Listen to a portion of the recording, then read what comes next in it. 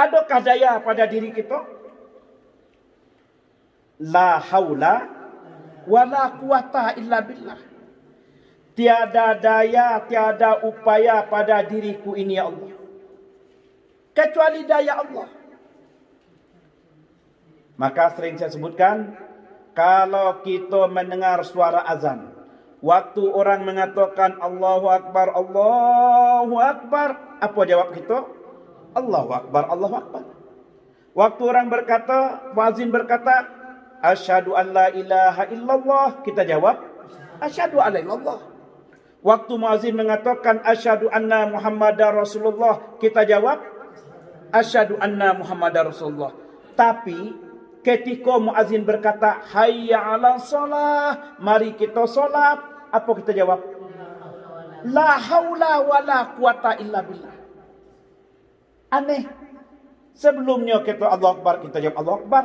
Tapi ketika kita dikatakan hayya 'alas shalah, mari melaksanakan ibadah salat, jawab kita, tiada daya, tiada upaya pada diriku ya Allah, kecuali daya pada Engkau.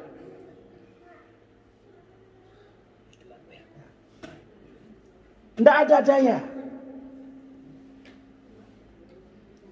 Kadang-kadang kalau ngajar mahasiswa itu saya tanya ke mahasiswa, saya goyangkan tangan saya, tangan saya bergoyang. Nampak galor, eh? Tangan saya bergoyang ini, kenapa tangan saya goyang? Nampak? Ini tangan saya bergoyang ini, saya yang menggoyangkannya atau Allah yang menggoyangkannya? Kenapa galor, eh? Amanin. Allah yang menggoyangkannya. Pokok keren ni ngatur. Mana? Coba kita kaji ya. Ini. La haula wala quwata illa billah. La haula, tiada daya dan tiada upaya, kecuali daya dan upaya yang ada pada Allah. Berapa kali disebutkan daya di sini? 2 kali. Pertama, tiada daya dan tiada upaya.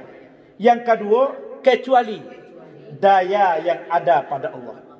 Kalau begitu, mana daya yang pertama, mana daya yang kedua? Nah, ini kaji sifat 20. Kudrat. Ada daya yang hakiki, ada daya yang majazi. Ada daya yang sebenar-benar daya, ada yang daya yang pinjaman. Mana daya yang hakiki? Kudrat yang sebenar-benar kudrat. Yang sebenar-benar kudrat, sebenar-benar daya itu cirinya ada 3. Pertama, kekuatannya maha dahsyat. Besar luar biasa, tidak terukur besarnya. Yang kedua, tidak pernah berubah. Tidak bisa berubah kekuatannya. Yang ketiga, tempat bergantung kekuatan yang lainnya. Inilah kekuatan yang hakiki, kudrat yang hakiki. Yang kedua, namanya kudrat majazi atau daya majazi. Ada 30 cirinya. Pertama, lemah. Yang kedua, bisa berubah. Yang ketiga, bergantung pada kekuatan yang lain.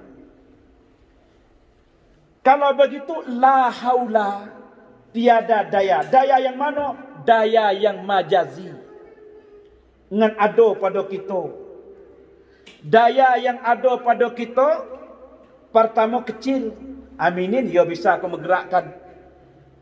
Kalau misalnya Allah cabut bayi sedikit, diambilnya sedikit, dengan sakitlahnya lagi, bisa aku menggerakkan ini? Tak bisa. Kenapa? Daya majazi. Bisa berubah. Bisanya bergerak, bisa tidak bergerak. Daya majazi. Tergantung pada kekuatan yang lain. Cuba kalau kita lemah, gendego kita menggerak ni. Tergantung pada nabati, tergantung kepada protein yang ada pada diri kita, tergantung kepada zat-zat yang Allah berikan pada diri kita. Kalau nyala lemah, tidak bisa lagi. Ini tergantung pada kekuatan yang maha dahsyat. Kekuatan itu Allah wujudkan pada tumbuh-tumbuhan, Allah wujudkan pada alam semesta. Kekuatan-kekuatan ini tergantung pada kekuatan yang maha dahsyat. La haula, tiada daya pada diri kita.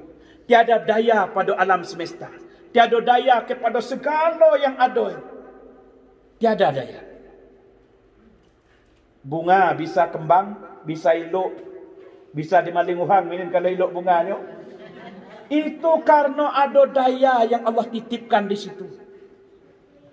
Cuba Allah ambil saja sedikit daya layu baiknya, embuh hamli. Nah, rusak saja sedikit, habis dayanya. La haula wala quwata illa billah, kecuali daya yang hakiki. Daya hakiki tidak bisa berubah. Mana daya hakiki? Daya yang ada pada Allah. Hayya 'ala shalah, mari melaksanakan solat. La haula wala quwata illa billah. Tiada daya, tiada upaya pada diriku ya Allah, kecuali daya dan upaya yang engkau berikan pada diriku.